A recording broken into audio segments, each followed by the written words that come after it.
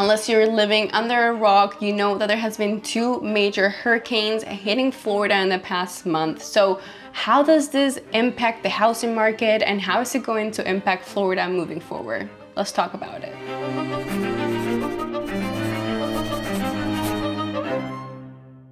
We're going to be talking about what recently took place this same month, which is Hurricane Milton, and not too long before that, Hurricane Helene, which affected mainly the West Coast, but the state in general. So let's get right into the video. So first of all, I had some people reach out and ask in the comments how we were in an update on this area regarding the hurricane. Thankfully, I am fine, my family is fine, the houses are fine, but in this particular area I'm in, which is Lake Worth, Wellington, West Palm Beach area, we did see tornadoes. Tornadoes are something that Floridians did not sign up for. It destroyed a lot of homes. It is so sad. I've seen containers on top of roofs, trucks and cars that flew, a lot of feet away from where the car originally was. Absolutely insane, and this is something we were not expecting.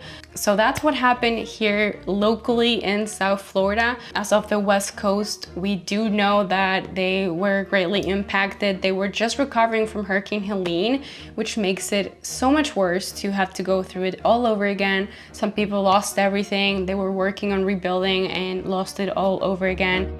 Milton spawned 38 reported tornadoes damaging hundreds of homes. At least 6 people killed. All of these hurricanes are going to translate into increase in insurance costs, and it has already been going up this past year. Homeowners in Florida are facing skyrocketing insurance prices, and these premiums have increased up to 400% in some areas. And the worst part of this is that these insurance companies are now more often than not excluding the flooding coverage too, which is it's a huge issue because of course that is the main problem when the storm surge comes in, and when it rains so much, it's flooding. And the problem with this is that it forces residents to have to rely on federal flood insurance, which is not always available. It is very limited on the availability. Many potential buyers are not so sure about purchasing homes in the state, which is going to affect the demand.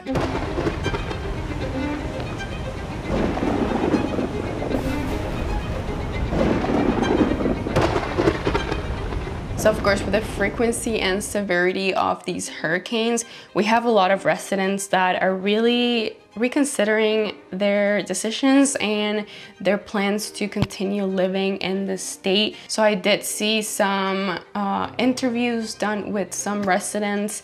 Some of them were facing repeated displacements. I read about a lady, I think her name was Rachel, and she was a homeowner. She lost everything the first hurricane. She was now in a rental property while building up her house, and she's back again hit with Hurricane Milton. So of course this has pushed some people, such as this lady I'm talking about, to reconsider their residence in Florida due to this unpredictability of the storms and their aftermath. We also see major cities like Tampa and Orlando that are witnessing a significant slowdown in their markets. Inventory has increased about 50% in some of these areas. Demand has dropped around 10%. So sellers are definitely having a little bit of a harder time attracting buyers. So we've seen a lot of price reductions in this area of the state. Over half of the homes listed in Tampa have experienced price cut. So of course this is going to reflect a very much cooling market as potential buyers are now taking a step back and not only looking at the cost of the house, but also considering all these insurance increases as well.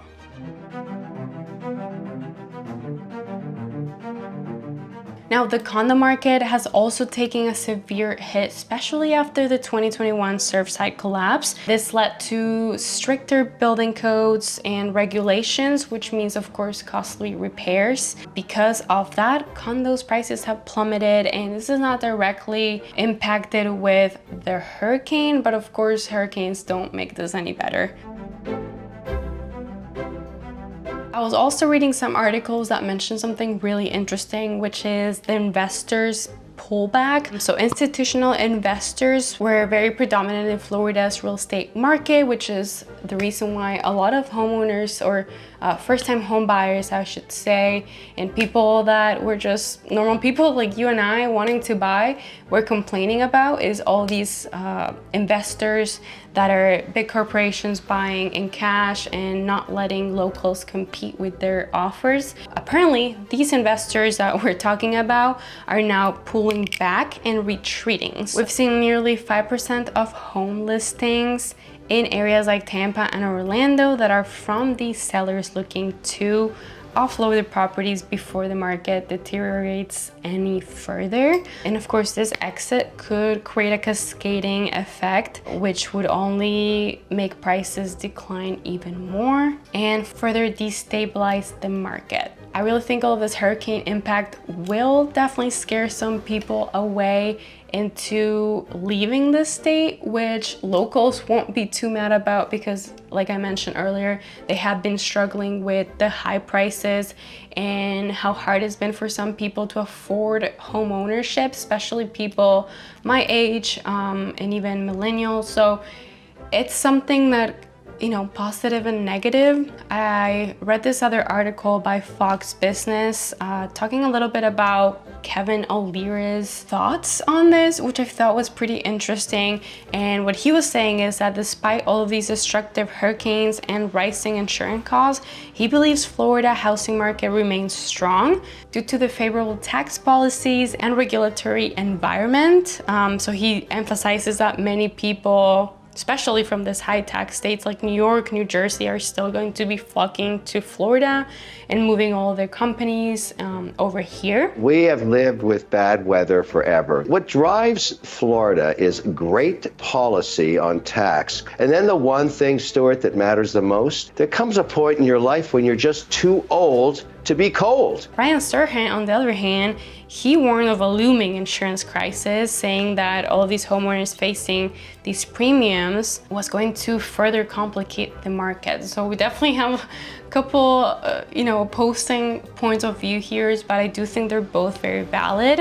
At least for me in particular, hurricanes is not something that I would consider leaving the state for. I would definitely work on getting insurance, even if it's expensive, trying to get flood insurance. So all of these things are precautions I would absolutely take, but personally for me, it wouldn't make me leave the state.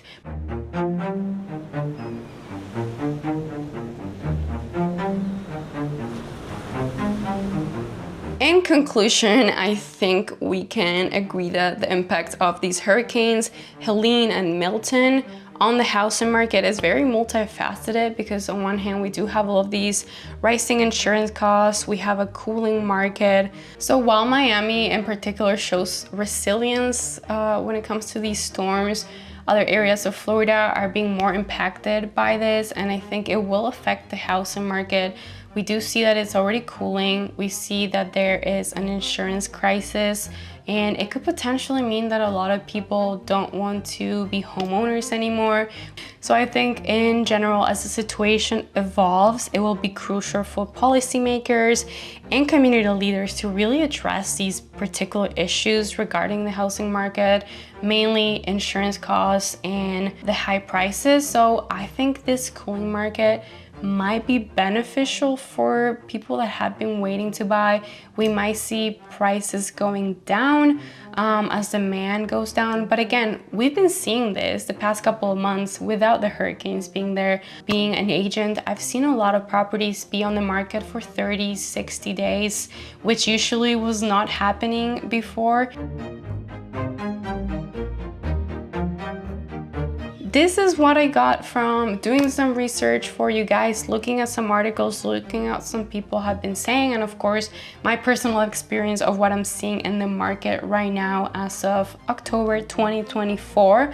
But I personally remain optimistic. I would still look into owning a home. I think I would just take all those precautions that I mentioned earlier. But of course, if that's not something you are interested in dealing with, then maybe renting is not that bad. Maybe renting is the way to go. So owning has its pros and its cons, and this is where we see some of them when it comes to these disasters that affect a lot of properties. With that being said, I hope that this was, I guess, informative, and I am very interested to hear from you, hear what you have to say about the market, where you think Florida housing market is going after this. Do you think it will affect it? Do you think this is something that we've been dealing with for years? I'm very intrigued to hear your opinion, so please leave a comment down below if you do have some input into this conversation. But if you're not scared of hurricanes and you do have any questions about buying in South Florida, you already know where to find me. You can always text me or call me